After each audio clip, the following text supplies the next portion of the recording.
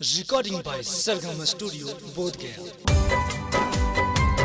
ए जान काहे कइल वैसे ए जान हमरा में कौन कमी रहे तू हमर दिल तोड़ दलू।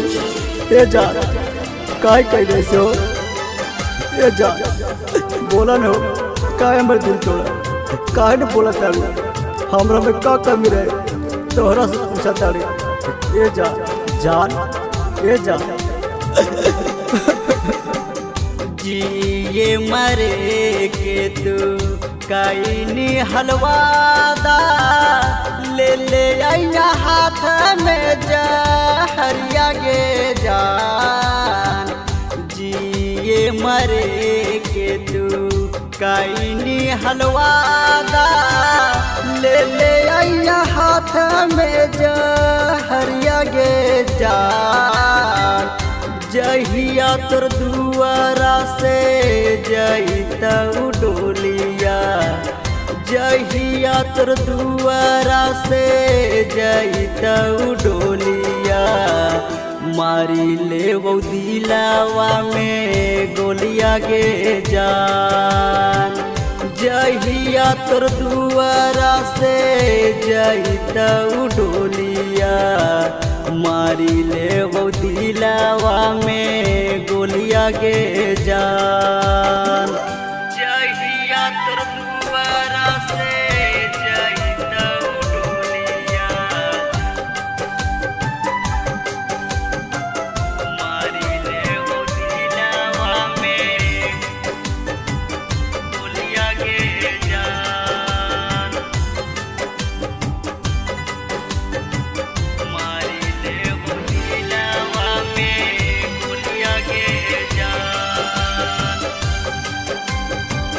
दिलावा के तोड़ देनी शीशा समाज के टोलिया में बैठ गेनी साज के सवार के।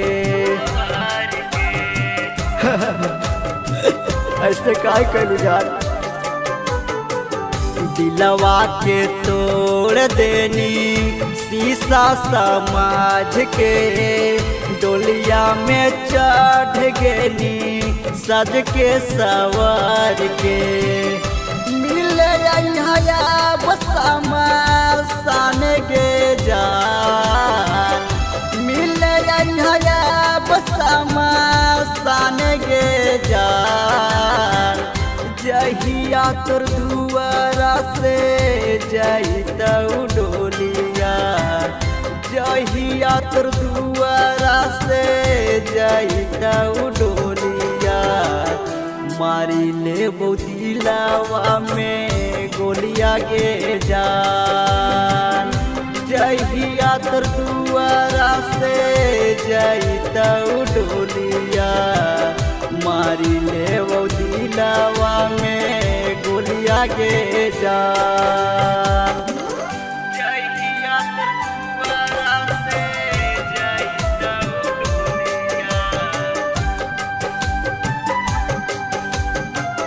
मारी ले वो दिलावा में गोलिया गे जान।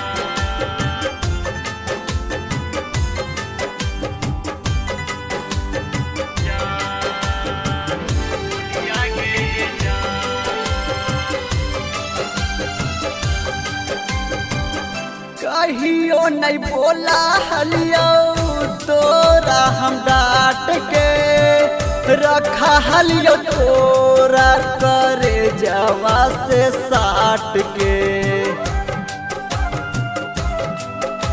जा खुश रहिया जा कहियो नहीं बोला हलियो तोरा हम डांट के रखा हलियो तोरा हम करे जवा से साट के। बिकसारो नकवा के भूलैनी गे जान।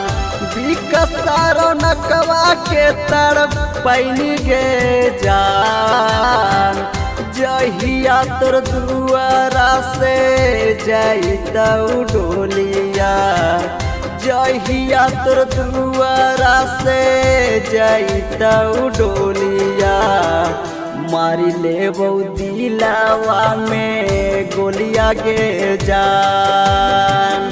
जहिया तोर दुआरा से जाइता डोलिया मारी ले दिलावा में गोलिया के जान।